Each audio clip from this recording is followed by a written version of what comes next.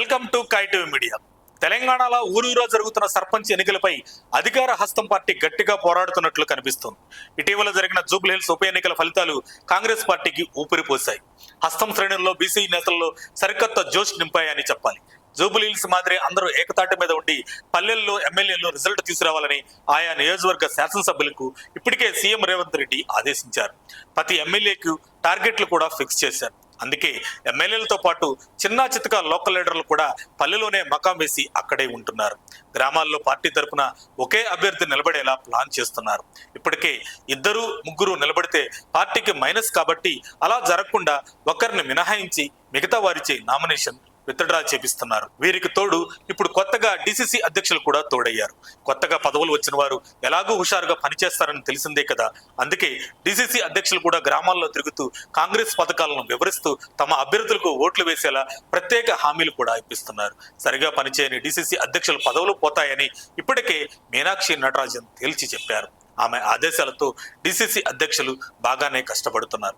సర్పంచ్ ఎన్నికలను కాంగ్రెస్ తీసుకున్నంత సీరియస్ గా విపక్ష పార్టీలైన బీఆర్ఎస్, బీజేపీ పార్టీలు తీసుకోవట్లేదని తెలుస్తుంది. అందుకే కేటీఆర్ ఈ ఎన్నికలపై పెద్దగా రెస్పాండ్ కావట్లేదని తెలుస్తూ ఉంది. లోకల్ గా ఉన్న జిల్లాల అధ్యక్షులకే బాధ్యతలు వదిలేసి ఊరుకున్నారు. బీఆర్ఎస్ నుంచి ఇద్దరు ముగ్గురు ఒకే గ్రామంలో పోటీ చేస్తున్నా సరే ఎవరూ పెద్దగా పట్టించుకోవట్లేదు.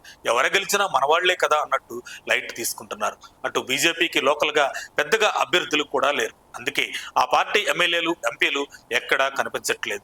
ఇదే అదునుగా భావించి కాంగ్రెస్ పట్టు బిగించేందుకు సిద్ధమవుతుంది. మరి కాంగ్రెస్ ఆశించినట్టు ఎక్కువ స్థానాలు గెలిచే అవకాశాలు కూడా కనిపిస్తున్నాయి. ఈ మేరకు ఇటీవల జరిగిన ఒక డిబేట్ లో యాంకర్ స్థానిక సంస్థల ఎన్నికల్లో ఏ పార్టీ మెజార్టీ సీట్లు సాధిస్తుందని బీజేపీ ఎంపీ రఘునందన్ రావుని అడగ్గా ఇప్పుడున్న పరిస్థితుల్లో అధికార కాంగ్రెస్ కే ఛాన్స్ ఉన్నట్లు ఆయన అభిప్రాయం తెలిపారు.